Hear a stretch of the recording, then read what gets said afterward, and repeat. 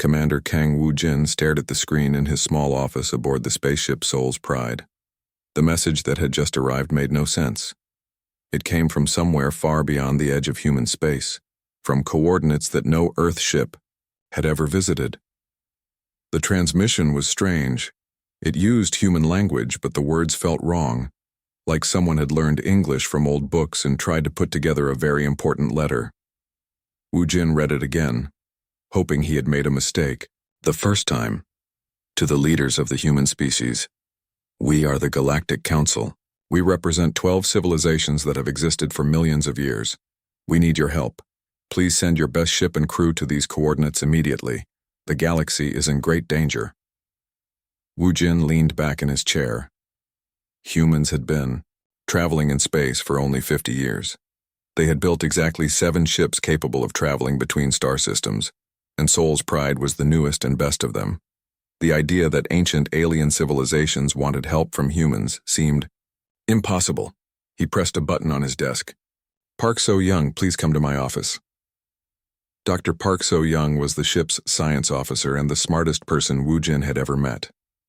She had helped design the quantum engines that made their ship faster than any other human vessel. If anyone could make sense of this message, it would be her. So-young arrived within minutes. She was a small woman with sharp eyes that seemed to see everything. What's wrong, Commander? You look like you've seen a ghost. Woo-jin turned his screen toward her. Read this. So-young read the message 3 times. Her expression changed, from confusion to excitement to worry. This is real, she said finally. The quantum signature in the transmission is unlike anything we've ever seen. It's definitely not from human technology.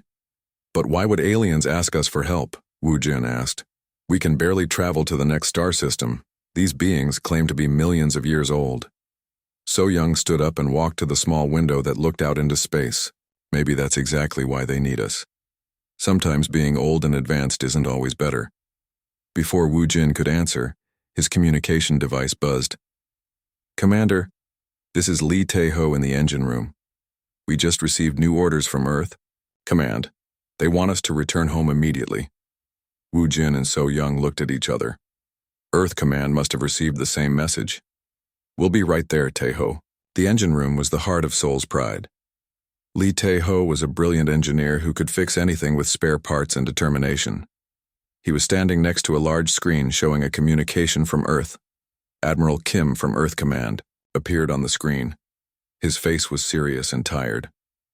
Commander Kang, I assume you received the alien transmission? Yes, sir. Dr. Park confirms it's genuine. Every government on Earth is meeting right now. This message was sent to every major space agency and military command. The aliens aren't just asking for help from Korea. They want representatives from all of humanity. So-young stepped forward. Admiral, did they give any details about this danger they mentioned? Admiral Kim nodded. They sent additional data after the first message. Something called Void Devourers is destroying entire star systems. They've already lost 17 systems in the past year. Every weapon and defense the aliens have tried has failed. Tae-ho whistled softly. And they think humans can help where million-year-old civilizations have failed? That's what we need to find out, Admiral Kim said. Commander Kang, you have the best ship and crew. If we're going to make contact with these aliens, it should be you. Woo-jin felt the weight of responsibility settling on his shoulders. His crew of 38 people would be representing all of humanity. What are our orders, sir? Officially, we're still deciding. Unofficially, start preparing for a long journey. The coordinates they sent are 2 months away at maximum speed. After ETU, the communication ended. The 3 officers stood in silence. Finally, Tae-ho spoke. So we might be going to meet aliens who are older than human civilization to help them fight something that destroys star systems. That's about right, Woo-jin said. So-young was studying data on her tablet. I've been analyzing the coordinates they sent. It's in a region of space we've never explored, but our sensors show massive energy signatures there. Definitely artificial structures. Over the next 3 days, messages flew between Soul's Pride and Earth. Politicians argued about whether to trust the aliens. Scientists debated whether humans could actually help such advanced beings. Military leaders worried about sending their best ship into unknown dangers. But the aliens sent more messages. Each one was more urgent than the last. The Void Devourers were moving faster than expected. More star systems were disappearing. Time was running out. Wu Jin spent those 3 days talking to his crew. Every person on the ship would have to agree to this mission. They would be traveling farther from Earth than any human had ever gone, to meet aliens that might be friendly or might be dangerous. One by one, his crew members agreed. Engineer Taeho said he was curious about alien technology. Dr. So Young wanted to study beings that had existed for millions of years. Marine Squad Leader Choi Min-ho said protecting Earth was worth any risk. On the 4th day, Admiral Kim sent the final orders. Commander Kang, you are authorized to make contact with the Galactic Council. Your mission is to determine if they are genuine and if humanity can actually help them. The safety of your crew is your first priority. As Soul's Pride prepared to leave human space, Wu Jin stood on the bridge looking at the stars. Somewhere, out there were alien civilizations older than human history. They were facing a threat so terrible that they were willing to ask for help from a species that had barely learned to travel between planets. Course set for the coordinates, Commander, reported pilot Oh Subin. Take us out of human space, Wu Jin ordered. The stars stretched into lines as Soul's Pride jumped into hyperspace, carrying humanity's first diplomatic mission to the stars and possibly to their destiny as something much greater than they had ever imagined. 2 months later, Soul's Pride dropped out of hyperspace near the coordinates the aliens had sent. What they saw made the entire crew stop and stare. Floating in space was a structure so massive that it looked like a small moon. But this was no natural object. The surface was covered with lights, docking bays, and towers that stretched in impossible directions. Ships of every size and shape moved around it like insects around a flower. Commander, whispered pilot Oh Subin, I count at least 50 different ship designs. None of them look human. Dr. Park So-young was busy at her science station. The energy readings are incredible. This station is using more power than our entire planet. Before Wu Jin could respond, their communication system activated. A voice spoke in perfect human English, but there was something strange about it, like music playing underneath the words. Human vessel Soul's Pride. Welcome to Nexus Station. We are the Galactic Council. Please follow the guidance beacons to docking, Bay 77 Alpha.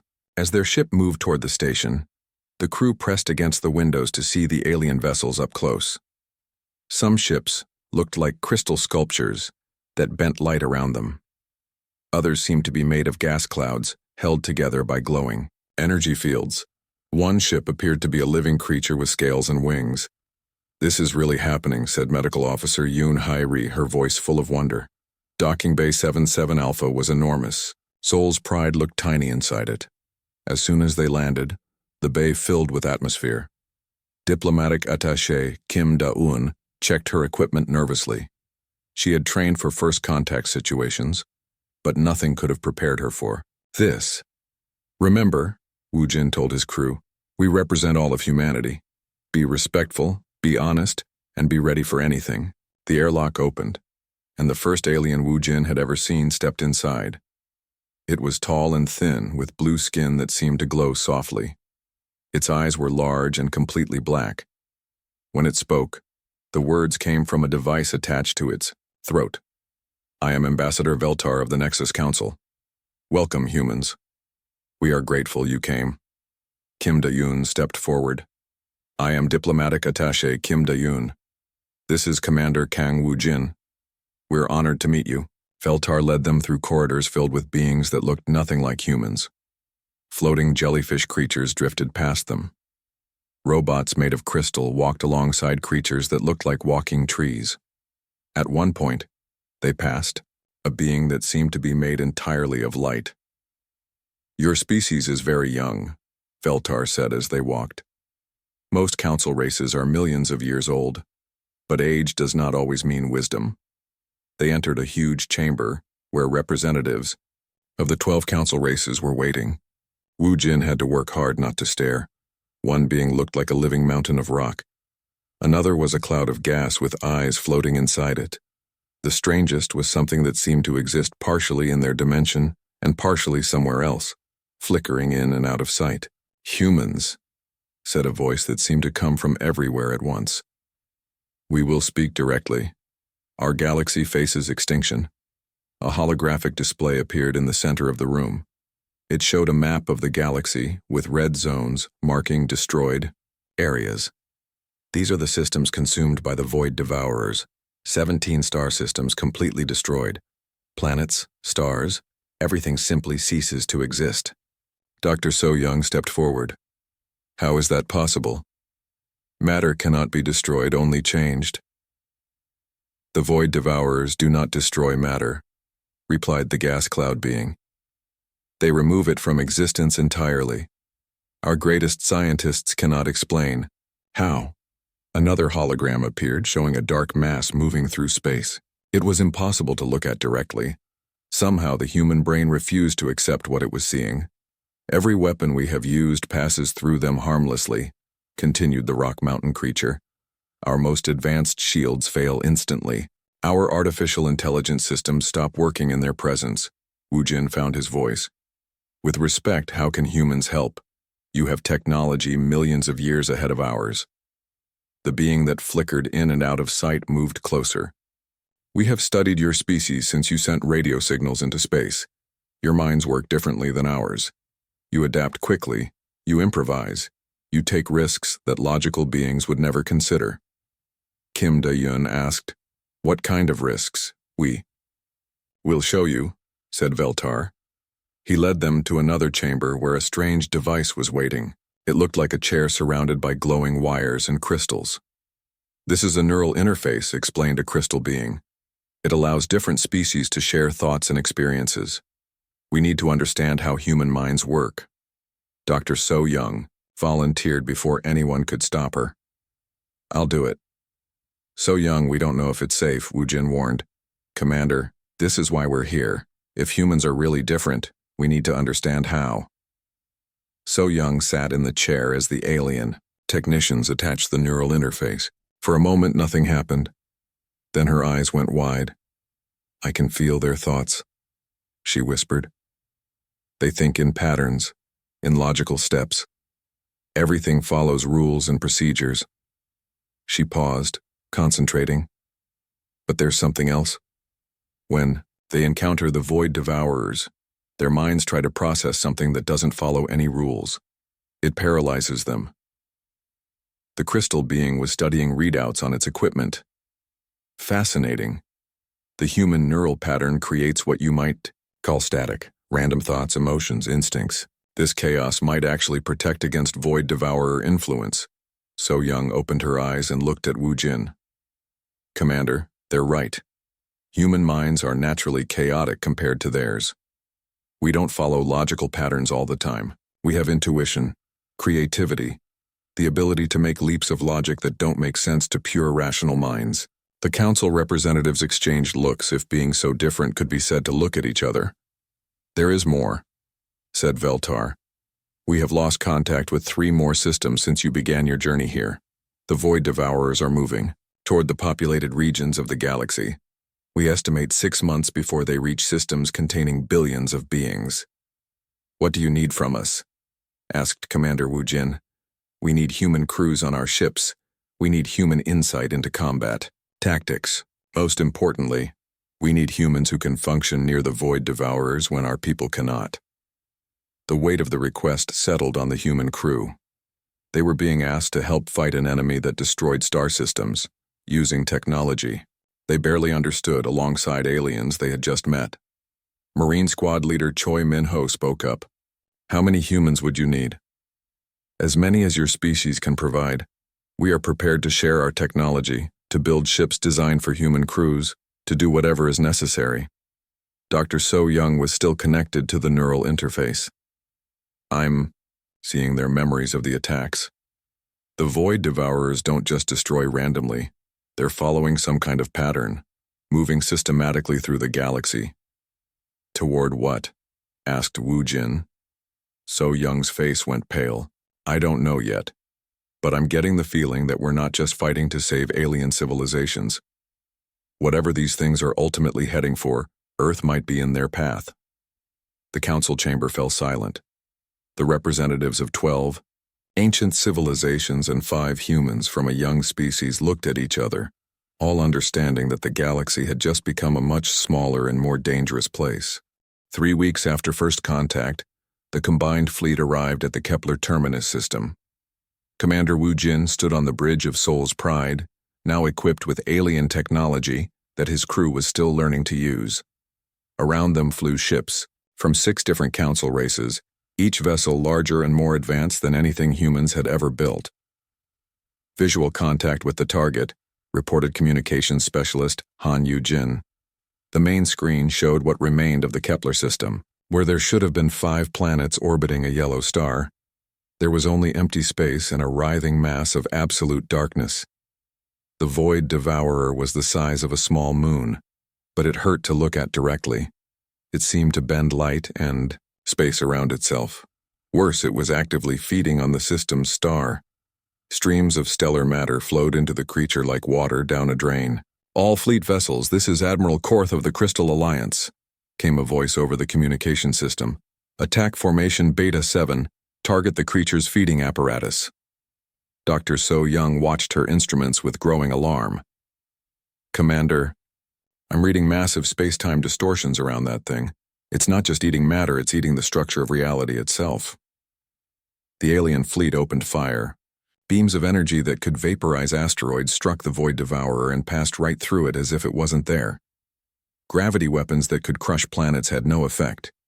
Even exotic weapons that attacked matter at the quantum level simply stopped working when they got close to the creature. "All weapons ineffective," reported Tactical Officer Shin Jae-won. "The aliens' targeting computers are starting to malfunction." Wu Jin watched in horror as one of the crystal ships suddenly turned and fired on its own allies. Its weapon systems had been corrupted by proximity to the Void Devourer. "Fleet Command, this is Soul's Pride," Wu Jin transmitted. "Our systems are still functioning normally. We're not affected like your ships." Admiral Korth's voice crackled with interference. "Human vessel, our ship minds are being infected. We must withdraw before we destroy each other." As the alien ships pulled back, their sophisticated computer systems failing one by one, Soul's Pride found itself alone facing the Void Devourer. Engineer Lee Tae-ho was studying his readouts frantically. "Commander, I think I understand what's happening. That thing exists partially outside normal space. Our computers are too simple to interface with whatever space-time distortion it's creating. The alien ships have AI systems that try to process the impossible physics around the creature and get corrupted." Pilot Oh Subin gripped his manual controls tighter. "Sir, all our automated systems are offline, but manual flight control still works." "Dr. So Young, any ideas?" Wu Jin asked. So Young was working at a jury-rigged combination of human and alien equipment. "The creature has to interact with normal space to feed on the star. If we can force it fully into our dimension, the aliens' weapons might work." "How do we do that?" "The aliens gave us those reality anchor devices. They're designed to stabilize space-time, but they have to be placed very close to the target. Someone would have to fly right up to that thing." The bridge fell silent. Flying close to the Void Devourer meant entering the chaotic space where physics stopped making sense and where every advanced ship they'd seen had been corrupted or destroyed. "I'll do it," said Subin immediately. "No," Wu Jin replied. "We all will. If human minds really are resistant to this thing's influence, then we have the best chance of getting close enough." Over the communication system, they could hear the alien fleet commanders arguing about whether to retreat completely. Several more ships had been corrupted and were now attacking anything that moved. "Fleet Command, this is Commander Kang," Wu Jin transmitted. "We're going to attempt to deploy the reality anchors. When we give the signal, hit that thing with everything you have. Human vessel, that is suicide. No ship can function in the distortion field. We'll see about that." Soul's Pride accelerated toward the Void Devourer. As they got closer, strange things began to happen. The ship's lights flickered between colors that had no names. The artificial gravity shifted randomly. Through the windows, they could see space itself, bending like liquid. Distance to target, 5,000 kilometers, reported Subin, sweat beading on his forehead as he fought to keep the ship on course using only manual controls. Dr. So Young was monitoring the reality anchor devices. Anchors armed and ready. But Commander, I'm detecting something else. There are energy patterns coming from inside the creature. I think there might be survivors from the destroyed planets. Survivors? Inside that thing? The quantum signatures suggest conscious minds in some kind of stasis. Maybe the Void Devourers don't just destroy everything. Maybe they preserve some things. Han Yu-jin suddenly looked up from his station. Commander, I'm receiving a transmission. It's weak and distorted, but it's definitely a distress signal. From where? From inside the Void Devourer. The implications hit everyone at once. The creature wasn't just destroying civilizations, it was capturing them, keeping them alive for some unknown purpose. 3,000 kilometers and closing, Subin reported.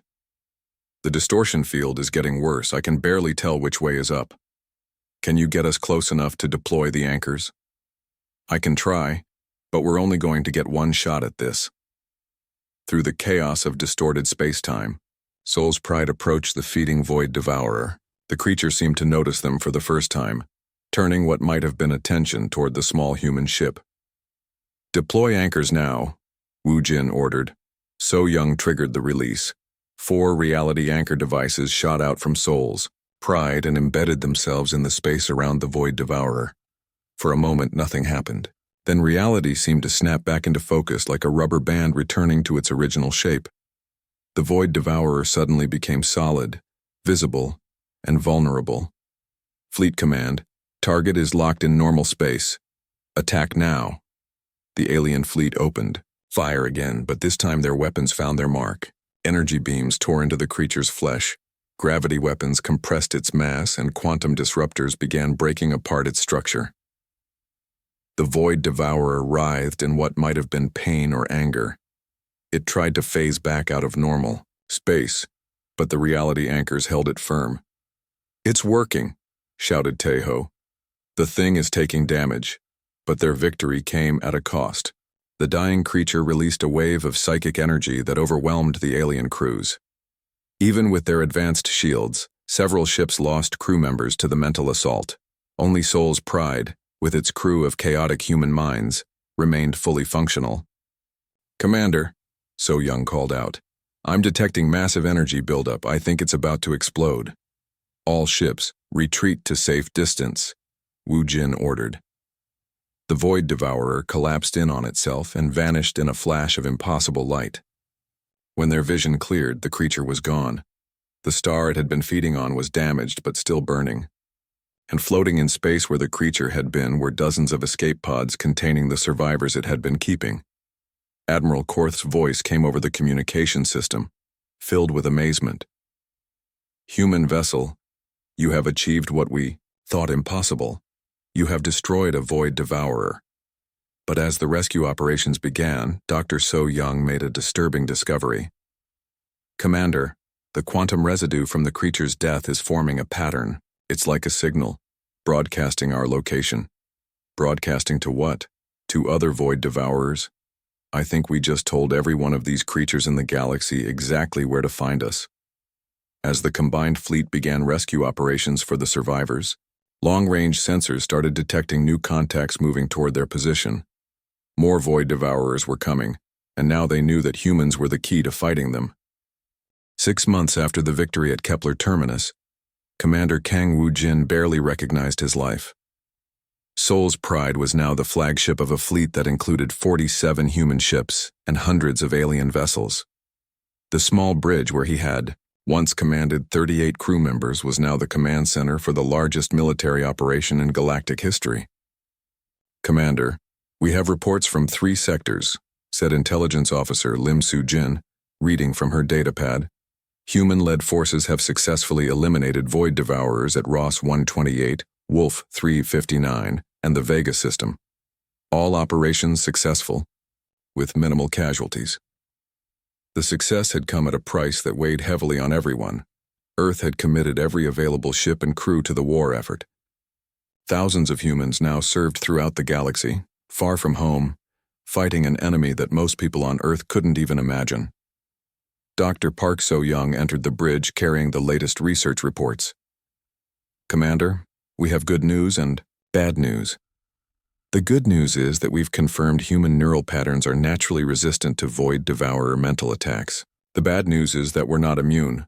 Extended exposure is causing stress symptoms in our crews." Ship psychologist Bei Jung Min had been studying the effects on human minds. "Commander, I'm recommending mandatory rotation schedules. No human crew should face more than 2 Void Devourers without rest periods. How many crews do we have available for rotation?" Wu Jin asked. "Not enough," replied Fleet Coordinator Nam Kite. "Earth is training new crews as fast as possible, but it takes months to prepare someone for deep space combat." The reality of their situation was becoming clear. Humanity had become the galaxy's primary defense against the Void Devourers, but they were a small species with limited resources trying to protect billions of alien lives across thousands of star systems. Diplomatic attaché Kim Da-eun approached with a worried expression. "Commander, we need to discuss the political situation. Some council races are becoming too dependent on human protection. Others resent our sudden importance, and a few are starting to demand that we prioritize their systems over others." "What kind of demands?" "The Crystal Alliance wants us to establish permanent human garrisons in their territory. The Gas Cloud Collective is offering us advanced technology in exchange for exclusive protection agreements. The Machine Intelligence Union is suggesting that humans should be given authority over all military decisions." Wu Jin rubbed his temples. He had trained to be a ship commander, not a galactic political leader. "What does the council leadership say?" "That's the problem. There is no unified council leadership anymore. The crisis has split them into factions. Some want to give humans complete authority. Others want to limit our influence. And some are quietly preparing for the possibility that we might fail." The bridge communication system activated. "Commander Kang, this is Admiral Chen on the Beijing's Dream. We have a priority message from long-range reconnaissance." Admiral Chen was one of the most experienced human commanders in the fleet. If she was calling directly, it was important. "Put her through." Admiral Chen's face appeared on the main screen. Behind her, Wu Jin could see the controlled chaos of a ship preparing for combat. "Commander, our deep space scouts have confirmed our worst fears. The Void Devourers aren't just random predators. They're following a specific pattern, and we've figured out what they're targeting." Dr. So-young stepped closer to the screen. "What pattern?" "They're moving toward systems with high concentrations of intelligent life. Not just any life. Specifically, intelligent, creative, chaotic life. The kind of neural activity that creates the quantum patterns they seem to feed on." "How do you know this?" "Because we've traced their path through the galaxy. Every system they've destroyed had populations, known for creativity, innovation, and unpredictable thinking. They're not just eating matter and energy. They're hunting specific types of consciousness. The implications hit everyone at once." "They're coming for Earth," Wu Jin said quietly. "That's our assessment. Earth has the largest concentration of chaotic, creative minds in the galaxy. If they're hunting that type of consciousness, Earth would be their ultimate target." Research team leader Song Yun-hee was reviewing data on her tablet. "Commander, this explains why they seem to preserve some survivors. They might be studying the neural patterns of different species, learning how consciousness works. For what purpose? We don't know, but if they're specifically hunting creative, chaotic minds, and humans represent the peak of that type of thinking in the galaxy, then we're not just fighting to save alien civilizations. We're fighting for our own survival."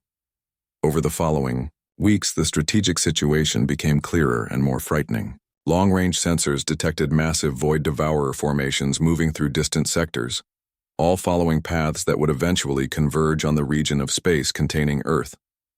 The council races were willing to commit everything to defending human space, partly out of gratitude and partly because they understood that if humanity fell, the galaxy would have no defense against the Void Devourers. "Commander," said weapons specialist Quan Dong-hyuk, "we're making progress, adapting alien technology for human crews, but we need more time and more resources than we have."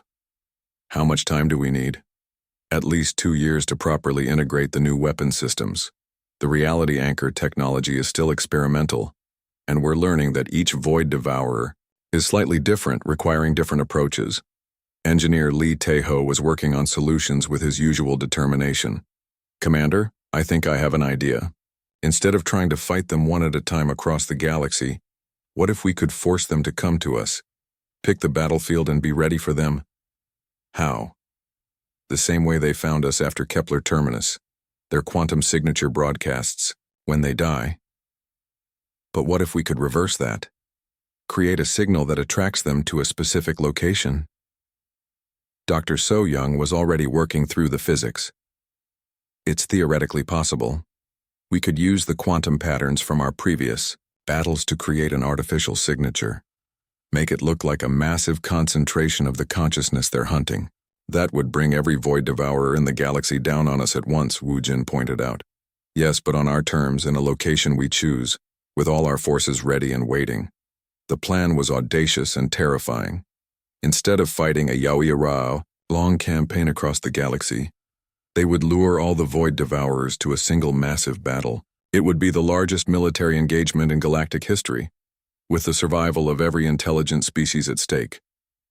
As reports came in of more void devourers moving toward human space, Wu Jin realized they might not have a choice. The enemy was already coming for Earth. The only question was whether humanity would meet them unprepared and scattered, or ready and united. "How long before the first void devourers reach the outer edges of human space?" he asked. "Based on their current speed and trajectory, 6 months, replied Nam Ki-tae. "Then that's how long we have to prepare for the biggest battle in the history of the galaxy." As Soul's Pride continued its patrol, Wu Jin looked out at the stars and wondered if humans really were ready to become the guardians of the galaxy, or if they were about to lead everyone to destruction. The largest battle fleet in galactic history assembled in the Sol system, humanity's home. Ships from 12 different alien civilizations floated alongside human vessels, all waiting for an enemy that threatened to destroy everything they had ever known. Commander Kang Woo-jin stood on the bridge of Soul's Pride, now positioned at the center of the defensive formation. Around him, his crew worked at stations that combined human technology with alien systems they had learned to use over months of desperate fighting. "Fleet status report," he requested. Fleet Coordinator Nam Ki-tae read from his displays. 800 alien vessels in position. 120 human ships ready for combat. All reality anchor systems tested and operational. Ground Defense Coordinator Park Chan-woo reports Earth's planetary shields are at maximum power. Dr. Park So-young was monitoring the quantum bait signal they had been broadcasting for the past month.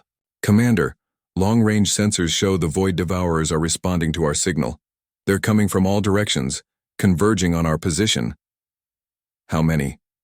"At least 50 confirmed contacts, possibly more hidden in the quantum shadows." The number sent a chill through everyone on the bridge. They had fought individual void devourers in small groups, but 50 of the creatures at once would be like nothing anyone had ever faced. "Earth Defense Command, this is Soul's Pride," Wu Jin transmitted.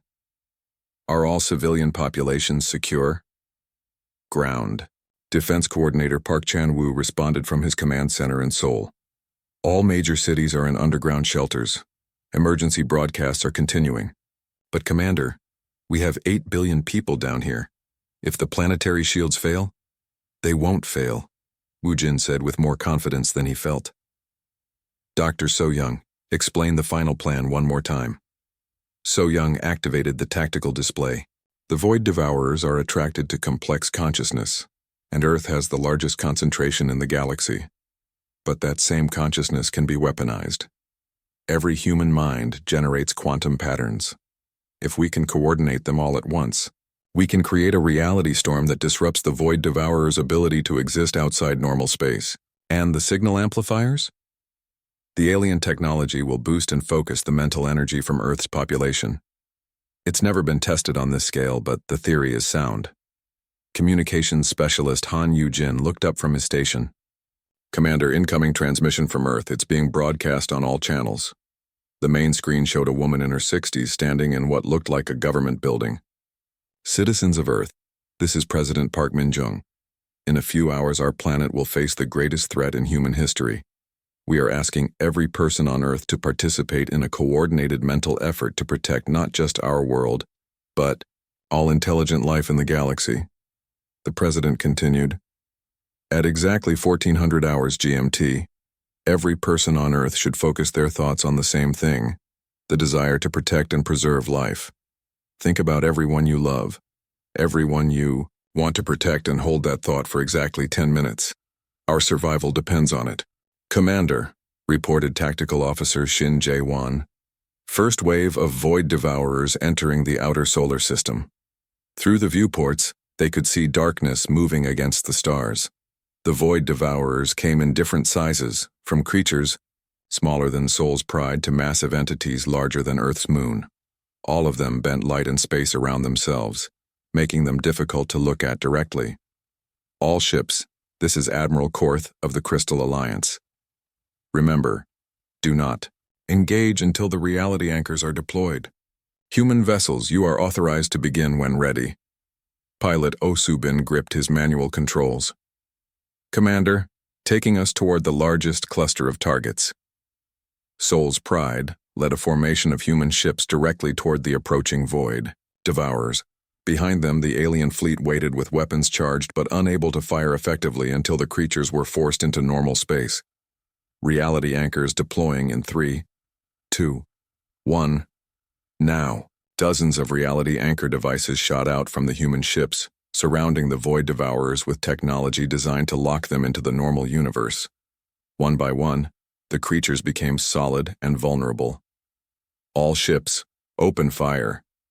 The space around Earth lit up with weapon discharges. Energy beams, gravity weapons, and quantum disruptors tore into the void devourers. Several creatures were destroyed immediately, but others adapted quickly, becoming harder to hit and more dangerous. Commander, the larger ones are learning from the attacks, reported Dr. So-young. They're developing resistance to our weapons. Time until the mental coordination begins? 15 minutes. The battle raged across the solar system. Human ships darted between the massive alien vessels, deploying reality anchors and coordinating attacks. But for every void devourer they destroyed, more appeared from deep space. We're being overwhelmed, reported Namkite. Enemy count is now over 70 contacts. Some of the void devourers had broken through the outer defenses and were approaching Earth itself. The planet's shields flared to life, creating a barrier of energy around the world. But the shields were designed to stop conventional attacks, not creatures that existed partially outside reality. Earth Defense Command, shield status? Shields holding for now, but they're not designed for this type of attack. Some of the creatures are partially phasing through. On Earth's surface, billions of people huddled in shelters, watching news broadcasts that showed the battle raging in space above them. In exactly 10 minutes, all of their lives would depend on their ability to think the same thought at the same time. Commander, massive energy buildup from the largest void devourer, warned So-young. It's directly above Earth's North Pole.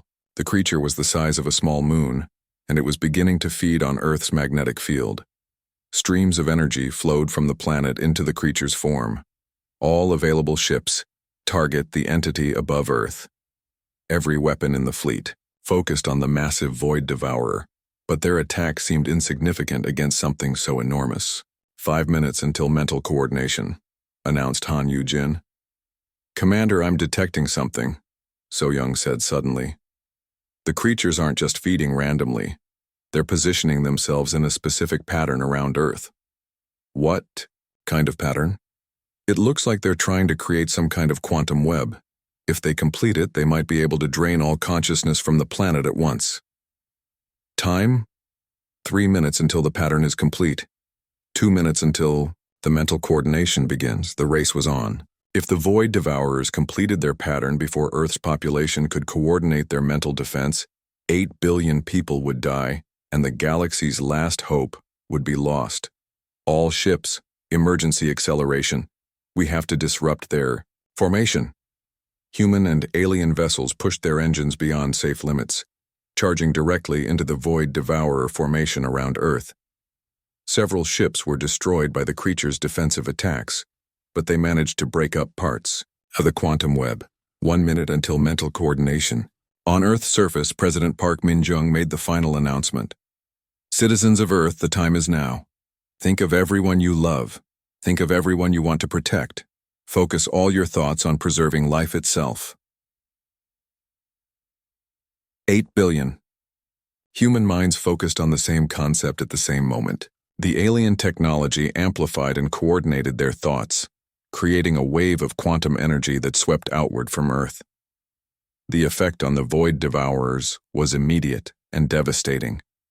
Creatures that had existed partially outside reality were suddenly forced completely into normal space. Their ability to phase through attacks disappeared. Most importantly, their connection to the dark realm that gave them power was severed. "It's working," shouted So Young. "All Void Devourers are now solid targets." The combined fleet opened fire with everything they had.